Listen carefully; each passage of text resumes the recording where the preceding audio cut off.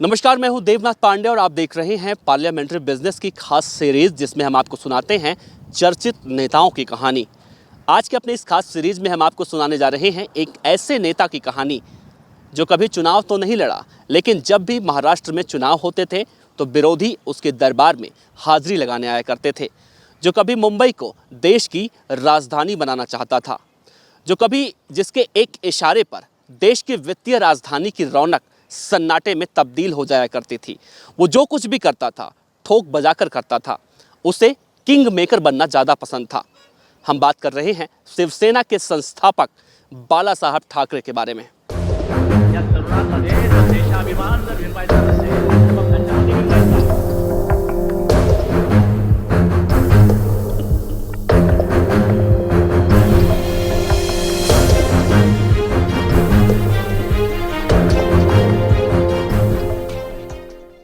अपने बयानों और कार्टूनों की वजह से बाला साहब ठाकरे हमेशा सुर्खियों में रहे।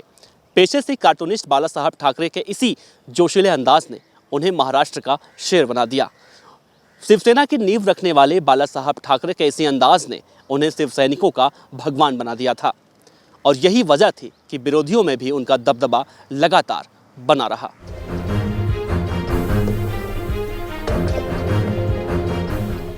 बाला साहब ठाकरे भारतीय राजनीति का वो चेहरा थे जिनके इर्द गिर्द करीब 4 दशक तक महाराष्ट्र की राजनीति घूमती रही। ठाकरे जब तक जिंदा रहे अपनी शर्तों पर जीते रहे।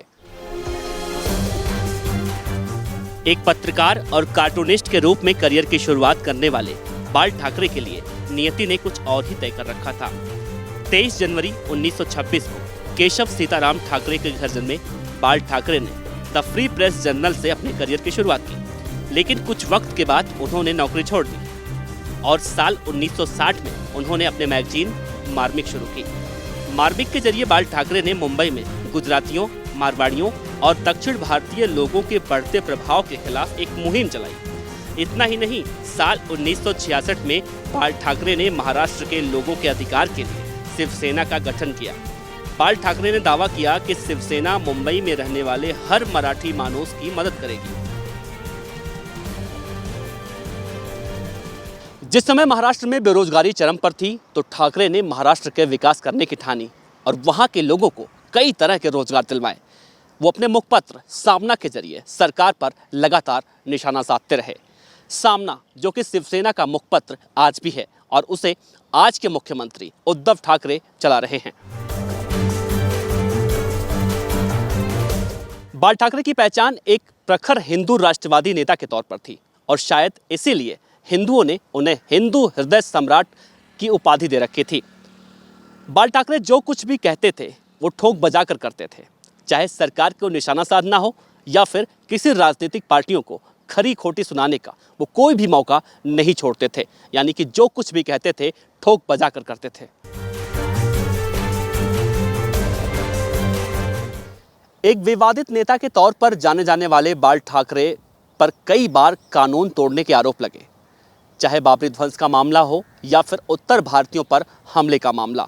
लेकिन बाल ठाकरे लगातार अपने गढ़ में सुरक्षित होकर इसी तरह बेखौफ अंदाज में बोलते रहे और लगातार वो महाराष्ट्र की सत्ता का केंद्र भी रहे।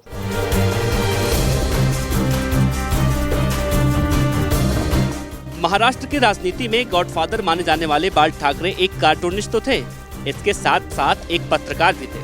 मुंबई में खूंखार अंडरवर्ल्ड का सफाया करने में बाल ठाकरे का मुख्य योगदान रहा और इतना ही नहीं, बाल ठाकरे को लेकर मुंबई के लोगों में इतना खौफ था कि उनके एक इशारे से मुंबई थम जाती थी। मराठी राग अलापने वाले ठाकरे सचिन को बेहद पसंद करते थे, लेकिन एक बार जब सचिन ने कहा था कि महाराष्ट्र पर पूरे भारत का हक है तो ठाकरे ने सचिन को आड़े हाथे लेते हुए कहा था कि वे क्रिकेट की पिच पर ही रहे, राजनीति का खेल हमें खेलने दें। जिस इमरजेंसी को भारतीय लोकतंत्र का काला अध्याय कहा जाता है, बाल ठाकरे ने उसका समर्थन किया था।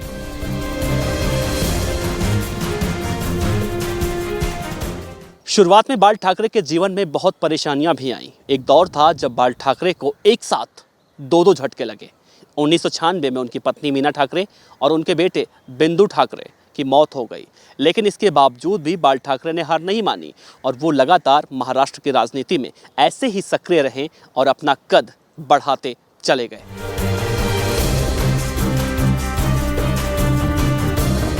इस बीच भारतीय राजनीति की दक्षिणपंथी धुरी बीजेपी और शिवसेना स्वाभाविक दोस्त बनकर उभरी। यहाँ तक कि शिवसेना बीजेपी की सबसे पहली सहयोगी पार्टी बन गई। साल 2005 में जब बाल ठाकरे ने पार्टी में ज्यादा महत्व अपने बेटे उद्धव ठाकरे को दिया तो भतीजा राज ठाकरे नाराज होने लगा और शिवसेना से अलग होकर अपनी एक पार्टी महाराष्ट्र नवनिर्माण सेना बना ली।